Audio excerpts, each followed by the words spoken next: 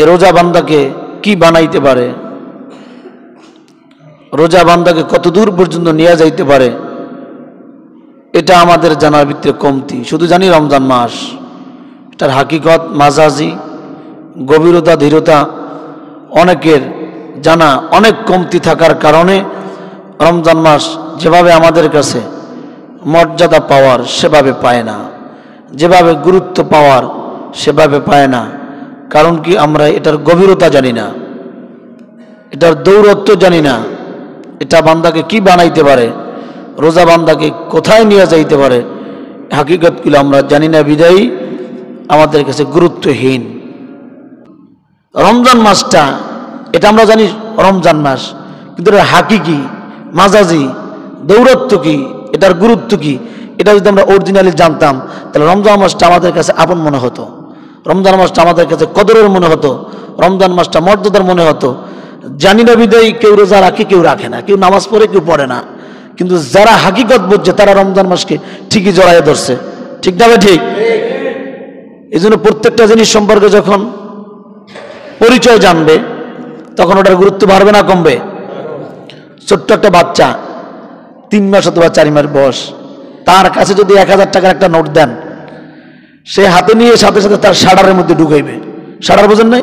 বাচ্চার কাম কি? সে মুখে ঢুকাইবে। কি কথা বাস্তব না বাস্তব? 2 মাস 3 মাস বাচ্চার কাছে যখন আপনি 1000 টাকা নোট দেবেন অথবা 1 লক্ষ টাকার বান্ডিল যদি ধরতে পারে, ও নিয়ে সাথে সাথে মুখে দেবে। ওর কাছে এটা কোনো গুরুত্ব নাই, ওইটার খেলনা জিনিস মনে করছে। কিন্তু আমাদের জ্ঞানী মানুষের কাছে যদি 1000 টাকা নোট দেয়, একটা হাতিয়ে দিলাম, তাড়াতাড়ি ওটাকে চাপাই রাখবে। ঠিক না? ঠিক। কারণ আমি তো বুঝছি এটা টাকা, এটা 1000 টাকা একটা নোট। বাচ্চার হাতে যদি আপনি স্বর্ণের টুকরা দেন, ও ঠিকই মুখে নিয়ে চোয়া শুরু করবে, কারণ ওর কাছে স্বর্ণের টুকরা না কিটির ওটার কোনো মূল্য নাই। আপনাকে আমাকে যদি কেউ স্বর্ণের টুকরা দেয়, ওটা কতভাবে গোপন করা যায়, আদর যত্ন করে, কারণ এটা ভিত্তি কি আছে? স্বর্ণ আছে, এটা টাকাওয়ালা, যেটা পরিচয় আমি পেয়ে গেছি, এজন্য ওটা কদর করা হয়। এজন্য পরিচয় না জানলে তার গুরুত্ব আসে না, তার কদর আসে না। তো রমজান মাসকে আমরা শুধু রমজান মাসই জানি, এই কারণে যারা এটার হাকিকত জানে তারাই রমজানের সম্পূর্ণ রোজাগুলো কমপ্লিট করে, রমজানের সম্পূর্ণ তারাবিগুলা কমপ্লিট করে, রমজানের অন্যান্য আমলগুলো বাড়ায় দেয়। কিন্তু যারা এটার হাকিকত গুরুত্ব বোঝে না, হাকিকতের পরিচয় বোঝে না, তারা এটাকে হেলায় খেলায় কেটে দেয়। এই জন্যই আমি আজকে আপনাদের সম্মুখে রমজান মাসটা যে কতটুকু গুরুত্বপূর্ণ, আমরা কতটুকু জানি রমজান সম্পর্কে, আর মূল জানাটা কি, আল্লাহ তাআলা এটার গুরুত্ব সম্পর্কে বলেন, ইয়া আইয়ুহাল্লাযীনা আমানু কুতিবা আলাইকুমুস সিয়াম কামা কুতিবা আলাল্লাযীনা মিন ক্বাবলিকুম লাআল্লাকুম তাত্তাকুন। কার আয়াত? কে বলছে? আয়াতটা কে বলছে? আল্লাহ। হে ঈমানদারগণ, তোমাদের উপরে রমজান মাসের রোজাকে আমি আল্লাহ, আমি রব ফরজ করেছি, যেমনি ভাবে তোমাদের পূর্বপুরুষ যারা ছিল তাদের উপরে রোজা ফরজ ছিল, তবে 1 মাস না। কোন নবীর উপর 3 দিন, কোন নবীর উপর 1 দিন, কোন নবীর উপর 9 দিন, কিন্তু ফুললি 1 মাস রমজান মাসের রোজাকে ফরজ করেছেন আখিরি জামানার মুহাম্মদ রাসূলুল্লাহ সাল্লাল্লাহু আলাইহি ওয়াসাল্লামের উম্মতের উপর। কেন নাজিল করেছে সেটা আল্লাহ তাআলা বলেন, লাআল্লাকুম তাত্তাকুন, যাতে করে তোমরা মুত্তাকি হতে পারো, তাকওয়াবান হতে পারো, আমি আল্লাহর পরিচয় লাভ করতে পারো, আমি আল্লাহকে তোমরা জানতে পারো। বলেন আল্লাহু আকবার।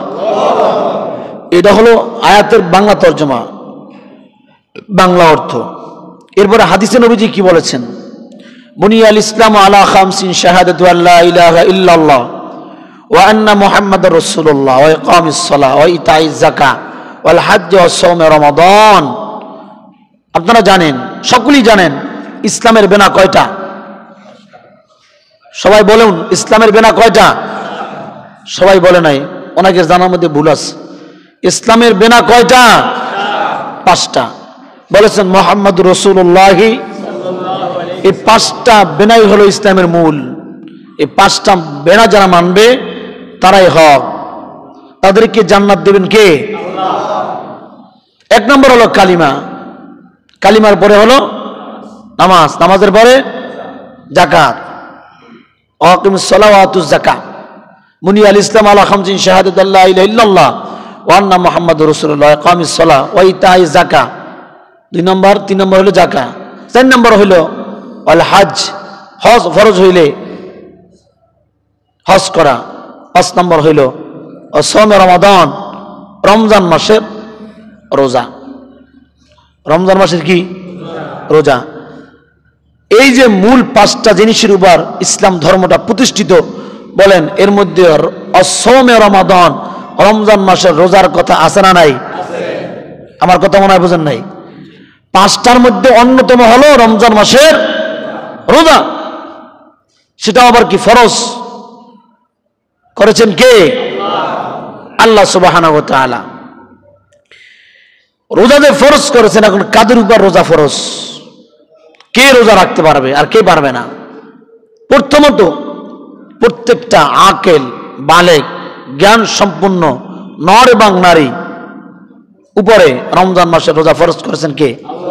প্রত্যেক আকেল, বালেগ, জ্ঞান সম্পন্ন পুরুষ এবং নারী উভয়ের উপর রমজান মাসের, পূর্ণ রমজান মাসের রোজা ফরজ করেছেন কে? আল্লাহর বিধান। প্রত্যেক আকেল, বালেগ, আকেল মানে যার মধ্যে বিবেক আছে, জ্ঞান আছে, পাগলের জন্য না।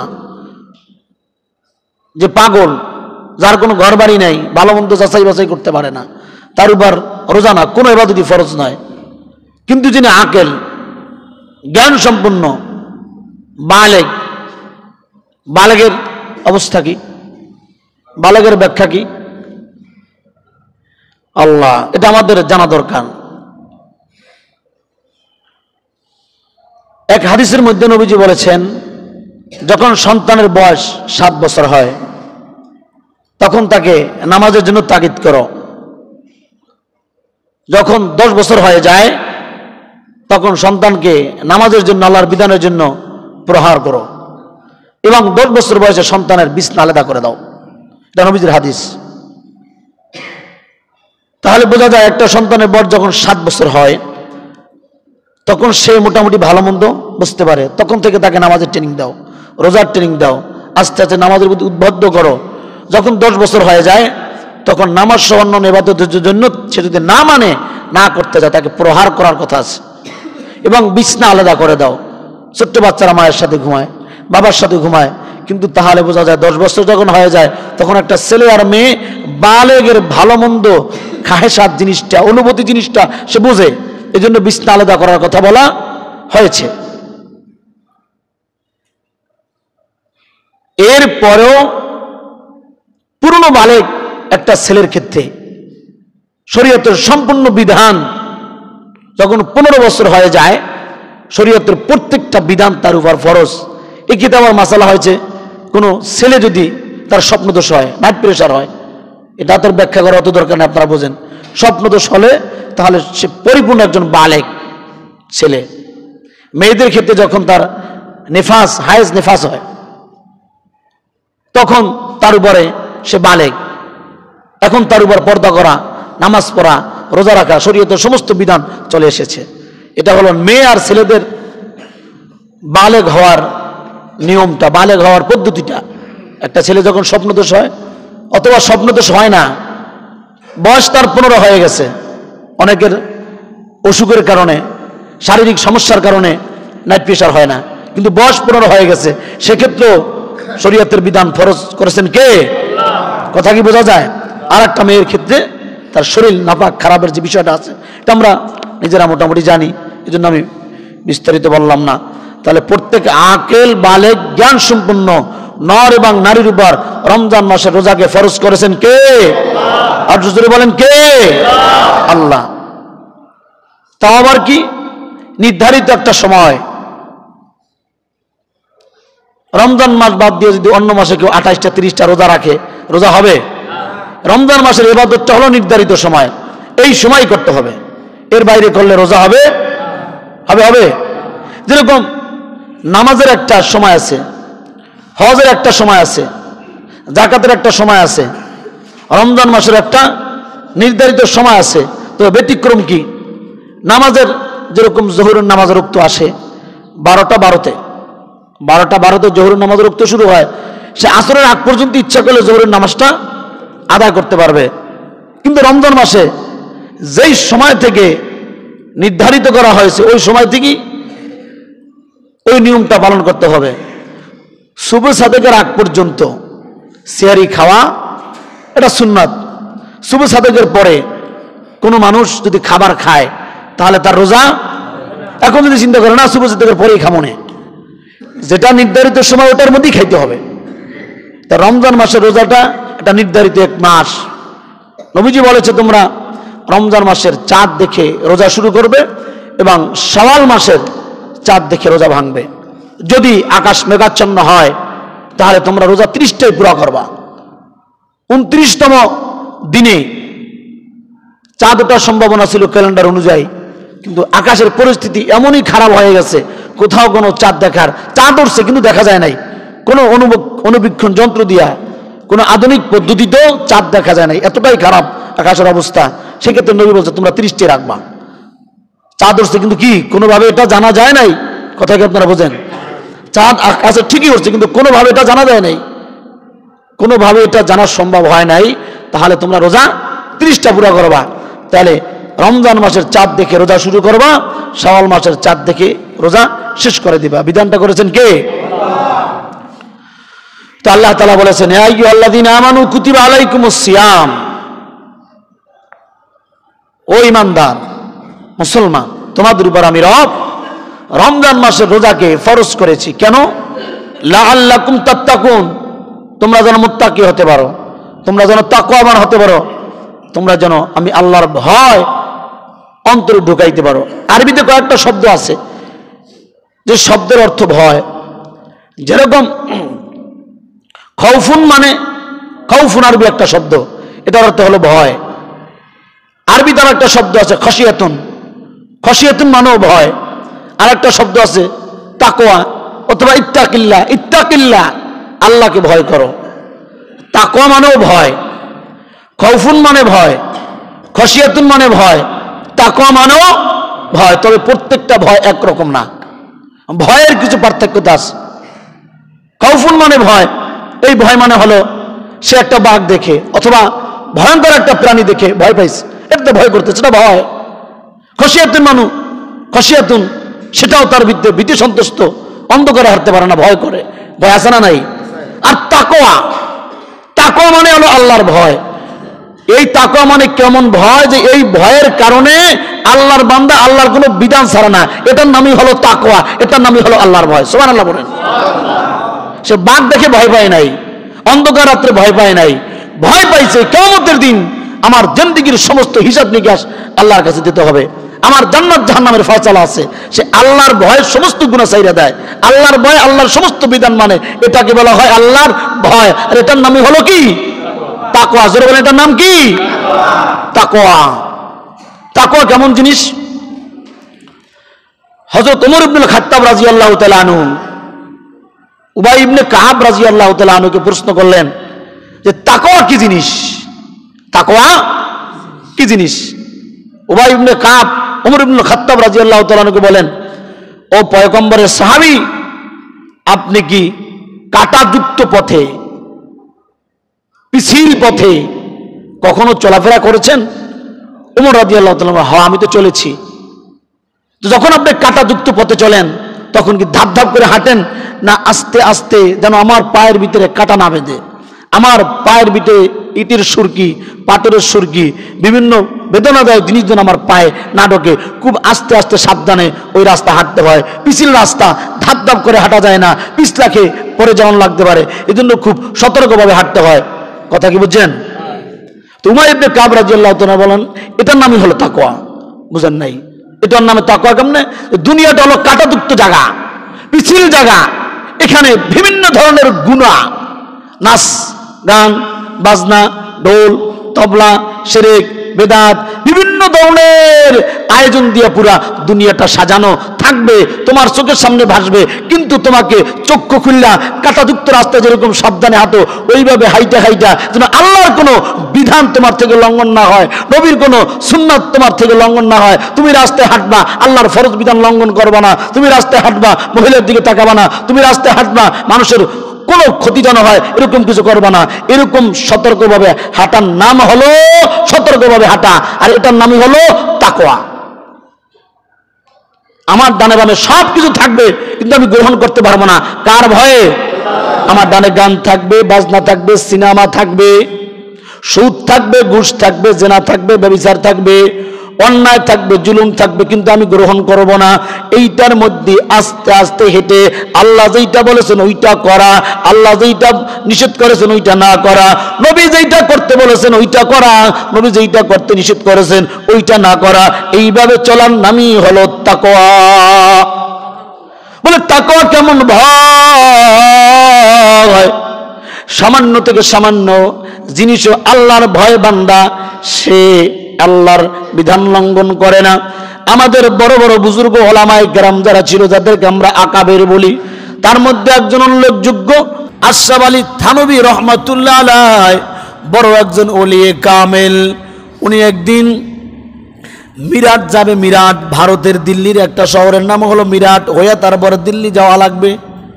সবাই চেনে, অত বড় বুজুর্গ, বলে তাকওয়া কি জিনিস। উনি দিল্লি যাবে, তো ওনার কাছে বড় একটা আখ যেটা আমরা গ্যান্ডারি বলি, গ্যান্ডারির একটা বোঝা। ট্রেনের যারা কর্মকর্তা, যিনি টিকিট চেকার, এবার টিটি, ওনারা সবাই হুজুরকে চেনে। চেনার পরে গ্যান্ডারির বোঝাটা ওজন না কইরে গাড়িতে দিয়ে দিচ্ছে। আশরাফ আলী থানভী রহমতুল্লাহ বলেন, এটা তুমি কি করলা? তুমি আমার মাল ওজন করবে না? কোনো সমস্যা নাই, যিনি টিকিট চেক করবে তিনি আপনার পরিচিত। এরপরে আমি হইলাম টিটি, আমি আপনার মহব্বতের মানুষ, আপনাকে মহব্বত করি, এটা কোনো অসুবিধা হবে না। অসুবিধা হলে এটা আমি দেখে নেব। আশরাফ আলী থানভী রহমতুল্লাহ বলেন, তুমি কত দূর পর্যন্ত আমার সাথে যাবা? হুজুর আপনি যাবেন কোথায়? আমি যাবো মিরাট, আমি আপনার সাথে মিরাটই যাব। মিরাট যাওয়ার পর আশরাফ আলী থানভী রহমতুল্লাহ বলেন, আমি তো আরো দূরে যাব। বলে অসুবিধা নাই, ওখানে যে টিটি উঠবে তাকে আমি বলে দেবো আপনার গ্যান্ডারির কোনো ভাড়া লাগবে না, ওজন করা লাগবে না। বলে আপনি আরো কত দূরে যাবেন? বলে আমি তো দিল্লি যাব। বলে দিল্লি পর্যন্ত কোনো চেক হবে না, অসুবিধা নাই, আমি তো আরো দূরে যাব। আশরাফ আলী থানভী রহমতুল্লাহ বলে, দিল্লির পরে আমি দূরে যাব। টিটি বললেন, হুজুর দিল্লির পর তো রেল স্টেশন শেষ, রেলের আর কোনো স্টেশন নাই, ওখানে সে স্টপেজ, আপনি কোথায় যাবেন? আশরাফ আলী থানভী রহমতুল্লাহ ডাক দেয়া কয়, টিটি সাহেব আমি আরো দূরে যাব, মানে আমি তো, আমার রাস্তা তো কবর পর্যন্ত, এই দিল্লি পর্যন্ত তুমি আমার পরিচিত থাকার কারণে, তুমি আমাকে মহব্বত করার কারণে আমার গ্যান্ডারির বোঝা মাপো নাই, ভাড়া নাও নাই।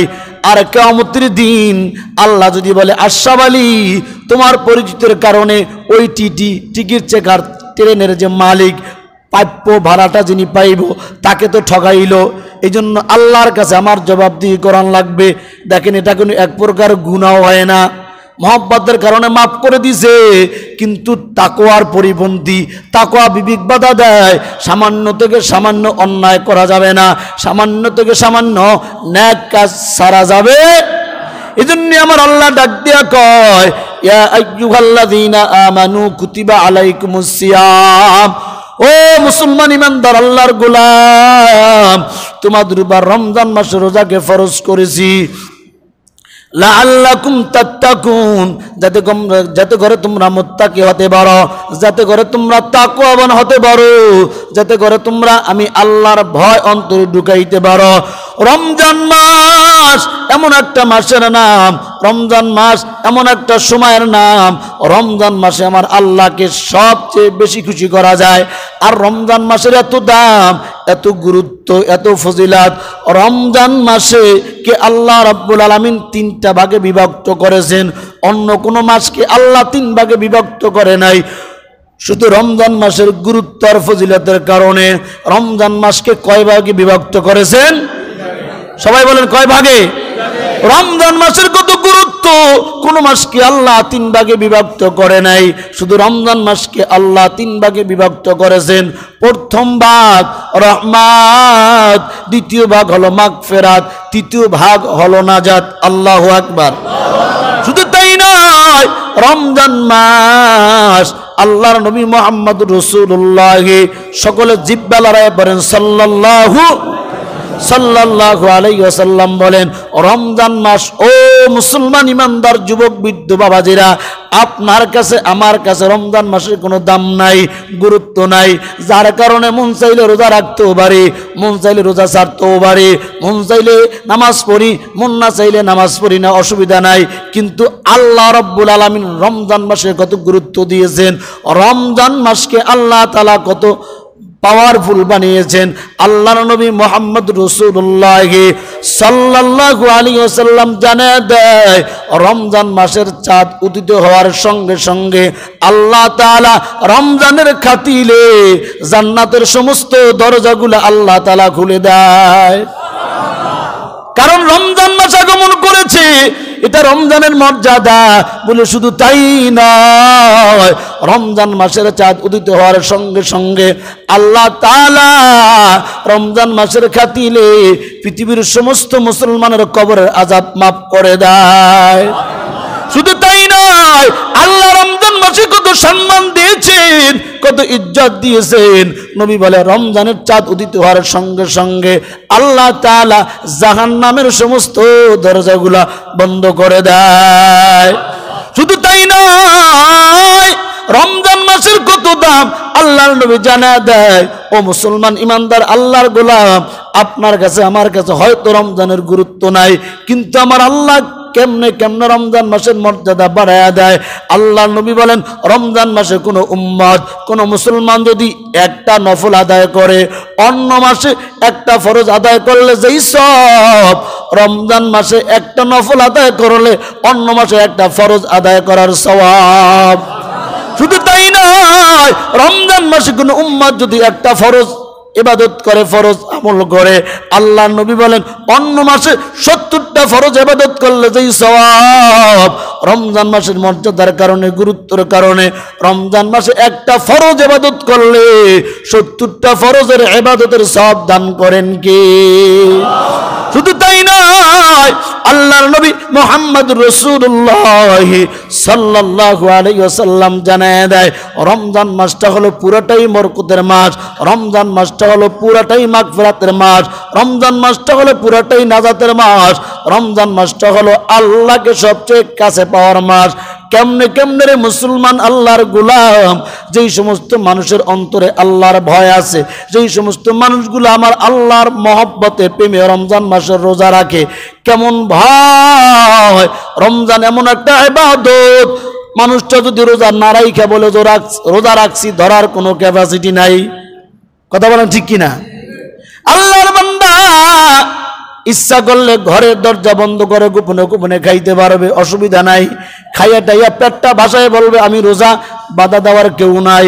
কিন্তু যেই মানুষের অন্তরের মধ্যে আল্লাহর ভয়, যারা আল্লাহর ভয়ে রমজান মাসের রোজা রাখে, এদের সামনে খাবার থাকে, এর বড় বান্দা হাত আছে, ইচ্ছা শক্তি আছে, পানির পিপাসা কলিজার মধ্যে আছে, পেটের মধ্যে ক্ষুধা আছে, সামনে খানা আছে, তারপরও খায় না, বলো কার ভয়? ইফতারির সময় বিভিন্ন রকমারি ইফতারির সামনে আল্লাহর বান্দা অপেক্ষা করতেছে। ইচ্ছা করলি হাত দিয়া খাবারটা মুখে ঢুকাইতে পারে, বলে এখনো আজান হয় নাই। বলেন কার ভয় খায় না? আল্লাহর বান্দা প্রচন্ড রোদের মধ্যে রিস্কা চালায়, পানির পিপাসায় কলিজা ছটফট করে। ইচ্ছা করলে বান্দা গোপনে যাইয়া ওই যে হোটেলের মধ্যে পর্দা লাগাইছে, ওখানে যাইয়া চা বিস্কুট, রুটি, চা বিস্কুট সব খাইতে পারে। একজন আর ভয় খায় না, বলো তার নাম কি? আরো জোরে বলেন, তার নাম কে? এটার নামে হলো ইত্তাকুল্লাহ। কিন্তু এই জমিনে এমনও মানুষ আছে, এরা আবার জিব্বালারায় কয় তোরা তো রোজা রাখবি, তোরা তো ফকির, তোকে টাকা নাই, পয়সা নাই, গরিবের গোষ্ঠী, আমাদের টাকা আছে, পয়সা আছে, খাবারের কোনো অভাব নাই, আমরা রোজা রাখবো কেন? বলে কি বলে না? এরকম বললে ওলা মানুষ আমাদের বাংলাদেশে নাই? জোরে আওয়াজ করে বলেন নাউজুবিল্লাহ।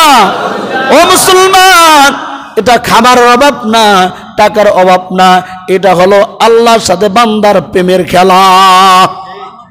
আল্লাহর নবী জানিয়ে দেয় রমজান মাসে রোজা রাখবা তো কি ফজিলত। মান সামা রমাদানান ঈমানান ইহতিসাবান গুফিরা লাহু মা তাকাদ্দামা মিন যামবি। আল্লাহর নবী জানায় দেয় যে উম্মত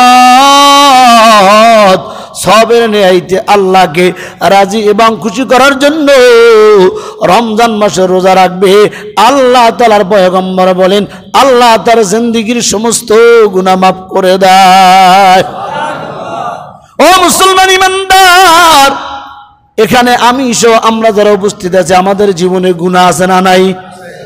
জোরে বলেন আছে না নাই? সবাই আমরা গুনাহগার, কোনো না কোনো ভাবে আমি আপনার সবাই গুনার সাথে জড়িত। হয় চোখের গুনাহ, না হয় জবানের গুনাহ, না হয় কানের গুনাহ, না হয় হাতের গুনাহ। যে কোনো ভাবেই জানতে অজান্তে আপনার আমার গুনাহ প্রতিনিয়ত হচ্ছে কি হচ্ছে না? কিন্তু নবী বললেন ও গুনাহগার উম্মত, তোমরা যারা রমজান মাসে আল্লাহকে খুশি করার জন্য নিয়তকে সহি করে রমজান মাসে রোজা রাখবা, তোমাদেরকে একেবারে নিষ্পাপ গুনাহবিহীন বানায় দেবে কে? আর হাদিসের মধ্যে মুহাম্মদুর রাসূলুল্লাহ সাল্লাল্লাহু আলাইহি সাল্লাম বলেন যে উম্মত আল্লাহকে রাজি এবং খুশি করার জন্য রমজান মাসে রোজা রাখবে, ওই ব্যক্তিকে আল্লাহ এমনভাবে গুনাহ মোচন করে দিবে, এমনভাবে গুনাহ মাফ করে দিবে।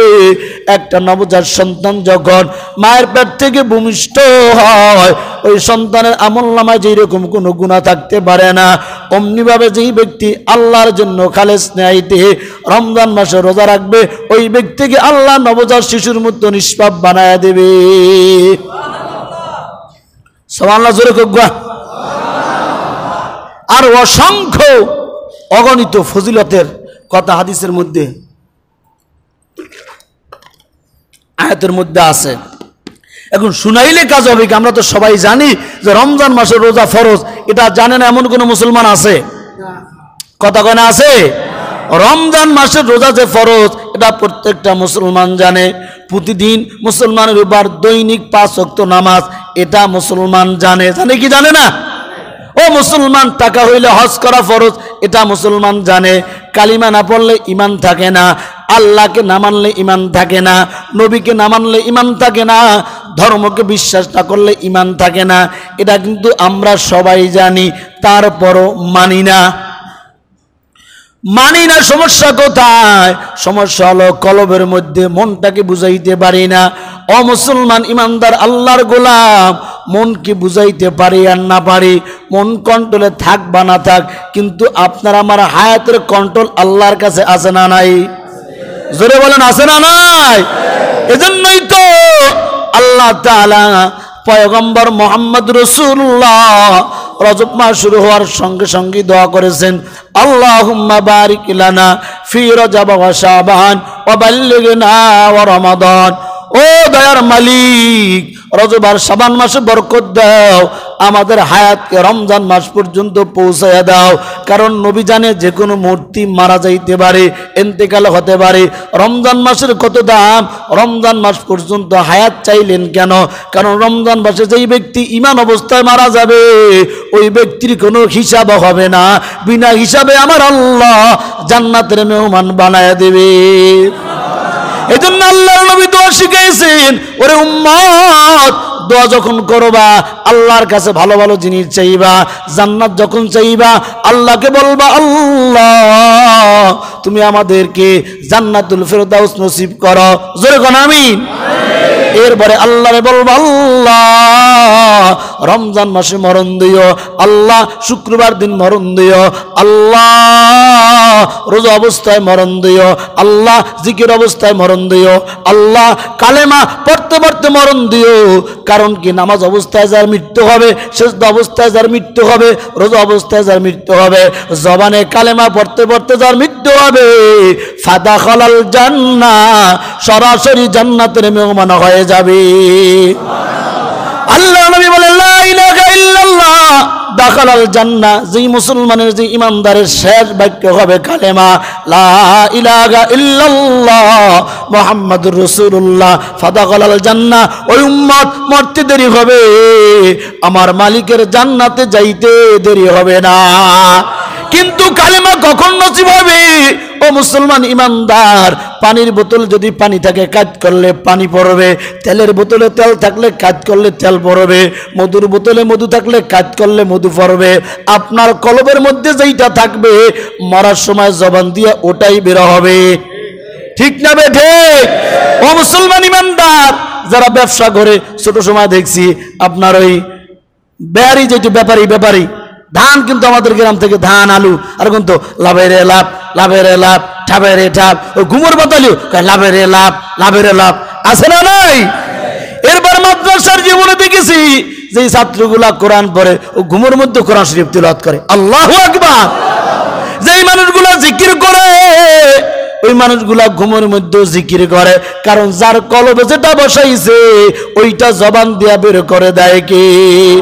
এ মুসলমান ইমানদার আল্লাহর গোলাম, দুনিয়ার জীবনে কলবে যদি জিকির থাকে, কলবের মধ্যে যদি আল্লাহর ভয় থাকে, মৃত্যুর সময় জবান দিয়া কালেমা বের করে দেবে কে? এই জন্য যুবক ভাইয়েরা আমার, বৃদ্ধ বাবাজিরা আমার, পর্দানিশীর মা বোনেরা আমার, রমজান মাস এক সপ্তাহ পরে রমজান চলে আসবে, অজুহাত দেখাইয়েন না, নিয়ত করেন, কারণ আপনার আমার কারোই জানা নাই রমজান পর্যন্ত হায়াত পাবো কিনা। যদি আল্লাহ হায়াত দিয়া দেয় আল্লাহর কাছে দোয়া করব জীবনের গুনাহ যেন মাফ হয়ে যায়, আল্লাহর কাছে সমস্ত অন্যায় অপরাধের জন্য মাফ চাবো, গুনাহ করব না, রমজান মাসে রোজা ছাড়বো না, তারাবি ছাড়বো না, ইনশাআল্লাহ। যারা বলেন ইনশাআল্লাহ। পর্দা দিয়ে হোটেলের মধ্যে খাইলে বোধহয় আল্লাহ দেখে না। আমরা তো রমজান মাসের এই পবিত্রতা রক্ষা করি, ব্যানার একটা লাগাই দিছে, আহলান সাহালান মাহে রমজান স্বাগতম। যারা লাগাইছে ওরা রোজাও রাখে না, নামাজও পড়ে না, অধিকাংশ হালাত এইটা লাগাইছি কেন? রাজনৈতিক ফ্যাসালিটি আছে, এলাকার মধ্যে একটা মান্যগণ্যের ব্যাপার আছে, এই জন্য লাগাই দিয়েছে সৌজন্যমুখ আহলান সাহালান মাহে রমজান। আসলে রোজার ধারও নাই, নামাজের ধারও নাই, আছে না নাই? বাস গাড়ির পিছনে লেখা নামাজ কায়েম করুক, ড্রাইভার হেল্পার কেউই নামাজ পড়ে না, লেখছে তো কায়দা মতো, মালিকে নামাজ পড়ে না, লেখতে অসুবিধা কি? মানার মধ্যে সমস্যা। কথা বলেন ঠিক না ভাই? ঠিক। এই জন্য আহলান সাহালান মাহে রমজান, এটা মুখ দেন, এটা কলমে ফিট করতে হবে। মাহে রমজানের গুরুত্ব কি, মর্যাদা কি, রক্ষা করবে কেন? রোজা রাখলি, নামাজ পড়লি, তাহলে রমজান মাসের মর্যাদা রক্ষা হয়। ঠিক না ভাই? ঠিক। রোজা না রাইখা, নামাজ না পড়ে ব্যানার লাগাইয়া আল্লাহকে ধোকা দিলে দুনিয়ার মধ্যে মাপ পাইলো, কিয়ামতের দিন মাপ পাওয়া যাবে? আল্লাহ আপনাকে আমাকে আরো অনেক গুরুত্ব আছে, ফজিলত আছে। আগামী সপ্তাহে আরো একটা সপ্তাহ পাওয়া যাবে রোজার আগে, সে সপ্তাহে আমরা রমজান মাসটা, ফুল রমজান মাসটা আমরা কিভাবে কাটাবো